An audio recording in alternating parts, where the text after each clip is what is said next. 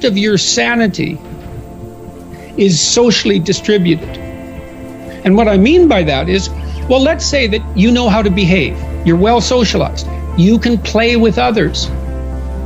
Now, I said already in this conversation, if you didn't learn to play with others between the time you were 2 and 4, you will never learn. And psychologists have beat their heads against the wall trying to rehabilitate antisocial children. They can't do it after the age of 4. Is that because areas of the brain just don't develop?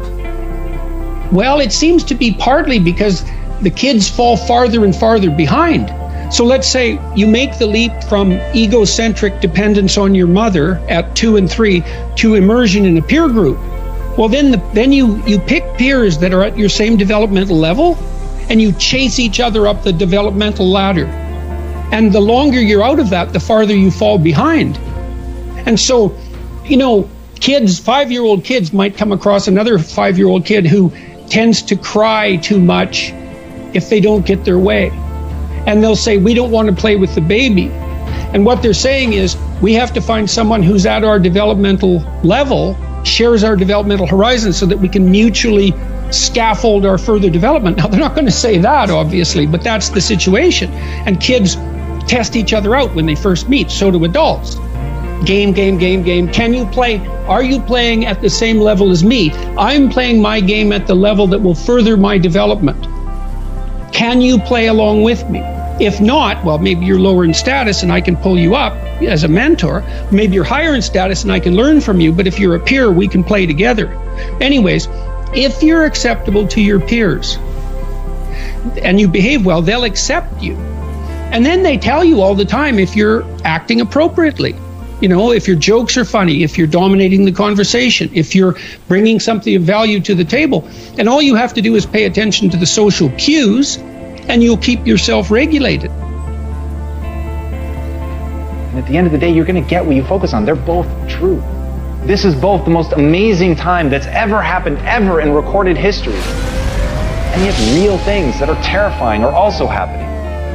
But where you put your energy, where you put your attention, where you put your focus is going to determine what you see. And that is the most fascinating and the most important thing you have to understand about the way that your mind works. You get what you focus on. If you focus on the things that are bad, they will become real. They will become exaggerated. They will begin to monopolize your thoughts. You'll see them everywhere.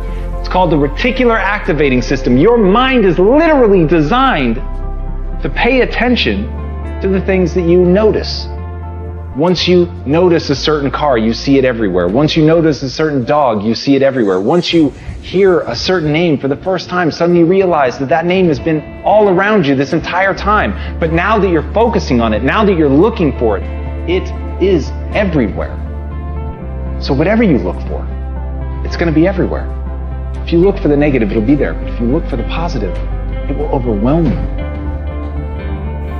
When you manage something, you do so to keep it going.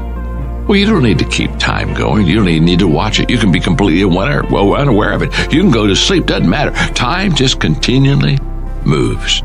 Doesn't need you. It doesn't need me. It just keeps moving. We don't need to do time management because there's nothing to manage. It's automatic. It continually moves. What we need to do is priority management. With the time that is continually slipping away from us, we need to manage our priorities to maximize the time we have. So don't manage your time, maximize your time. How? By doing the things that are the most important to do at that moment. Make every day your masterpiece.